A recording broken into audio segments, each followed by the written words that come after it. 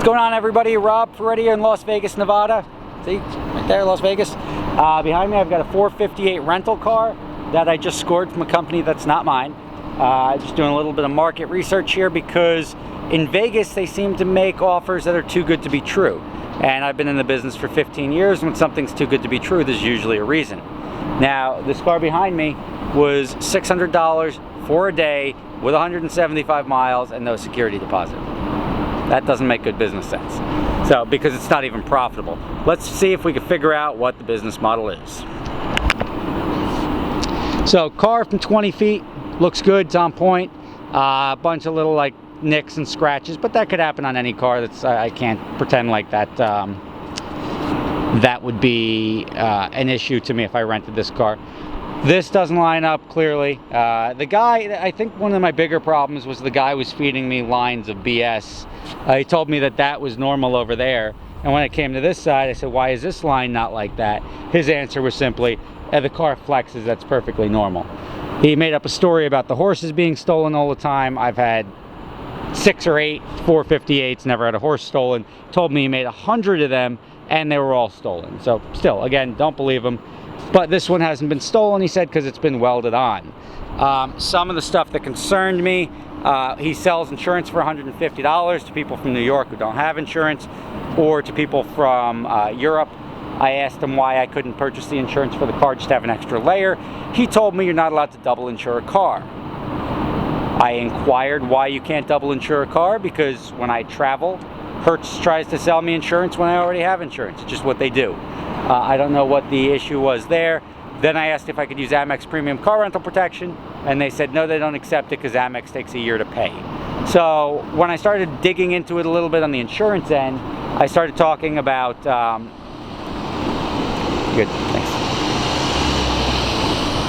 When I started digging into it on the insurance end, I started asking, well, what about this, what about this? And he starts telling me, well, if you damage a wheel, which is our most common damage, you usually have to buy a whole set because they don't sell just one wheel. And now I start getting into the talking to the guy who knows what he's talking about, but I'm pretending like I don't. I'm like, look, you said a bunch of stuff that I disagree with, but understand, you don't have to buy a full set of wheels if one wheel is damaged or has to be replaced. You can just go get one. No, you can't. So then we started playing the internet game where I'm like, well, go look up this website, go look up this website. I'm not even talking about used wheels on eBay. I'm talking about you can walk into a Ferrari dealership, buy a wheel. It's $2,500 from the manufacturer, but you can at least buy one. So I see the setup there that if they are pinning you for damage or something like that, that they may take you to the cleaners, if you know what I mean, because you don't know what you're doing. Now, let's show you the interior. This is really where you're going to see the most noticeable, I mean, from outside the car it looks fine. Inside, I mean, the seat is completely in disrepair. It's like falling apart. Let's see if we can get a focus on that. I mean, so you have that, and that's a replaceable thing. I mean, honestly, we've at Gotham run cars up to the 500,000, not 500,000, I'm sorry, the odometer broke and it was at 500,000. We've run them up to about 100,000 early on when we started the company, but we've always replaced seats, reupholstered them, because nobody wants to get in and have something like that. This car, and this sort of explains what you're looking at, this explains why it's so cheap. Because, alright, you stop. Let's see. Alright, let's get through those error messages. Because the car has 73,000 miles on it. So clearly they just run them down until they're no longer runnable, and then they get rid of them. So that answers that. I mean, the standard, like the buttons are all broken. The quality inside is a little bit worse than it should be, but you're paying half of what anyone else charges, so that's what you get. It's got an exhaust tick in the back. The differential is no good. When you take any sort of driveway on an angle or something like that, the rear diff makes some really weird noises. Other than drive straight, it's a decent enough value if you don't really care about what you're getting. But as far as anything else, I mean, I'd rather spend the extra couple of bucks, get a newer car that's going to drive better. And see, there's the exhaust tick. Hold on, let's see if we can shut the window and hear that.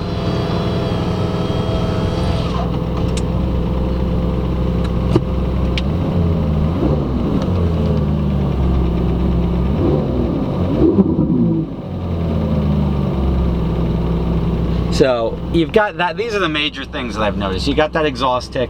When you step on the gas, let's see if I can just drive it here for a second. When you let your foot off the gas, you get this weird like sighing sound, and the transmission is not that great either, or the clutch, whatever. It doesn't. I've been told varying stories, one of them being that this car doesn't have a clutch, and it's a little sloppy. When I say a little sloppy, it's not very smooth between gears, but it'll give you the idea of what it's like to drive one of these things. It's never going to drive. I mean, an 80,000 mile Ferrari that's been in a rental fleet and probably not maintained to the T will never drive like a newer one with a couple thousand miles on it. So if all you care about is curb appeal and not having the newest, nicest Ferrari, then it's not a terrible investment or not a terrible use of money. If you're more concerned about what the post-rental experience will be like, that's where I'd probably be concerned. To have a guy feeding me lines and lines of BS about stuff that I know is actually untrue, that doesn't speak well for the guy running the company, and or the guy at least working at the company. And obviously I'm not going to give you the company name because I don't want to plug him. It's not something I feel is worthy on the good end or the bad end. But at the end of the day, something to be aware of.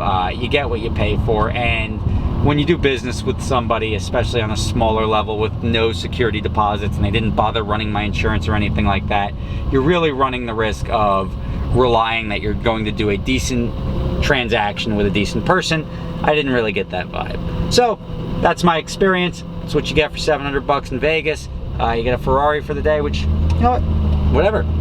If you want, Gotham Dream Cars is doing driving experiences Vegas. Here, I'll give myself a plug. We're going to allow you to drive Ferraris, Lamborghinis, McLarens, and we've got much newer, nicer cars. It's not going to be at this cheap, cutthroat rate, but we've got newer, nicer cars that you get guaranteed. Plus, we have a fleet of about 400 cars in California, so anything you could think of that you want, we could probably get it over from the LA offices if you're looking to pay for it. Thank you guys for watching. I hope you enjoyed this experience, a little walkthrough on a 73,000 mile Ferrari rental car in Vegas. I will catch you next time.